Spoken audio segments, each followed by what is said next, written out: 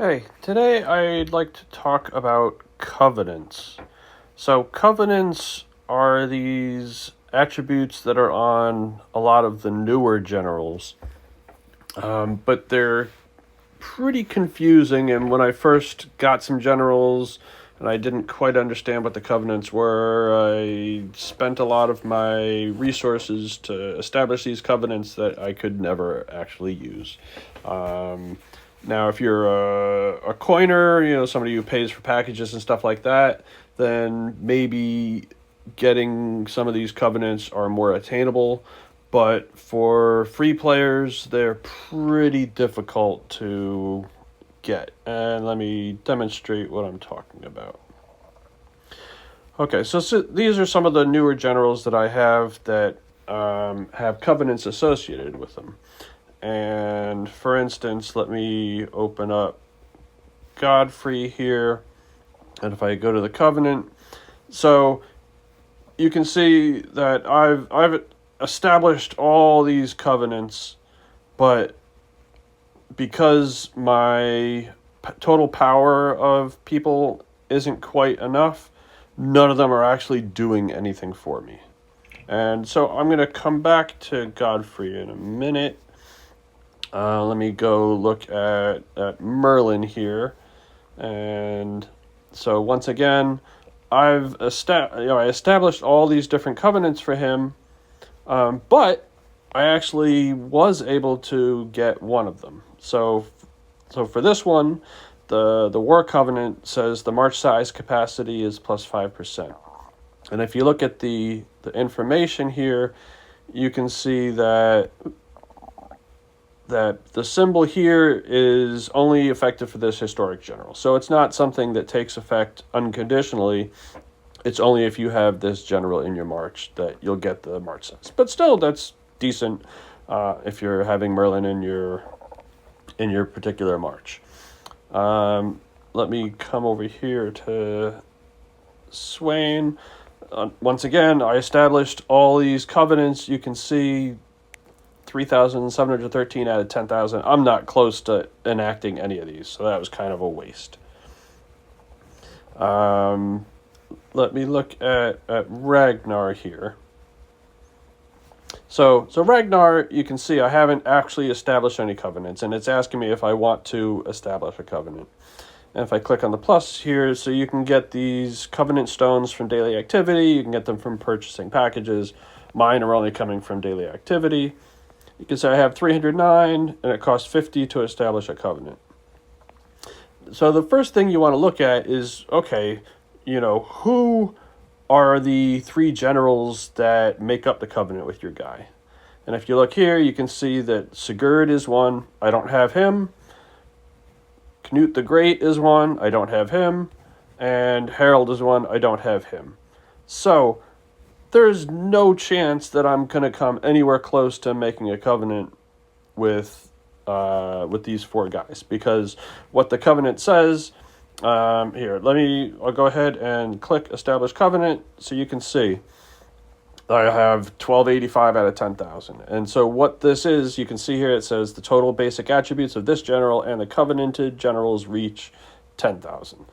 And you can see, I have the only general here, and that's coming up to 1285. And so, even if I keep enhancing Ragnar forever, it's still going to be tough to get 10,000. You kind of need some of the other generals there. So there's no reason to try to even establish covenants for guys that you don't have the generals for. If you have two, then you can see here, I have 9,176 out of 10,000, so I'm close. If I work to enhance these guys enough, then I could probably hit that 10,000. But it's going to be difficult to get to any of the other covenants. So if you're free to play, basically establish one covenant maybe, but then, until you get close to even coming to having the power that you need, 12,000, there's no point in establishing covenants for the rest. So if I look at Theodosius here, once again, I haven't established any covenants yet. I only have one general, so there's no point in me even trying for him. But coming back to Godfrey, so you can see I'm so close here. I need like 60 points because I just got Baldwin, which was the third general I needed to come here.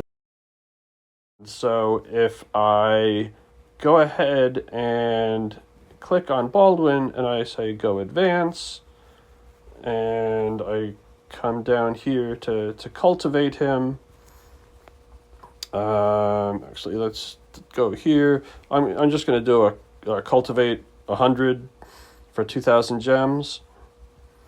And so you can see I'm getting a ton of power there, and confirm that. And now if I go back and I look at Godfrey's Covenant, so you can see now I've met the threshold I need for this. And so that means that my ranged troop training capacity, that's one of the ones that's that takes effect unconditionally. So that'll go ahead and happen. And then whenever I use Godfrey in one of my marches, I'll get a 5% ranged troop defense bonus. And you can see that if I get another 1,500 points, then I can get a 10% defending ranged troop attack. So that's only really going to be useful if I use Godfrey, I guess, on my wall, which I use him to attack. So this covenant is kind of worthless for me as well. So you can see that a lot of these covenants are, not great deals for free to play. And so, in that case, the covenant stones probably aren't going to mean that much to you because they're not going to be using them for anything really useful. But you might just want to spread them around, maybe one level for each of the generals that you have a possible covenant for, so that you can reach the first level at least. And then only after you've reached that level, use another stone or another 50 stones or whatever it costs to get to the next level. Don't do like I did for, Godfrey and some of these guys and just go ahead and use all my stones to get everything that I have no chance of ever making the requirements for. All right. So hopefully this helps you understand a little bit more about covenants. I'm certainly not an expert. I just kind of, like I said, I wouldn't have bought all these if I knew what I was doing in the first place. But now that I know a little bit more, I just wanted to share what little knowledge I have with you. All right. See you next time.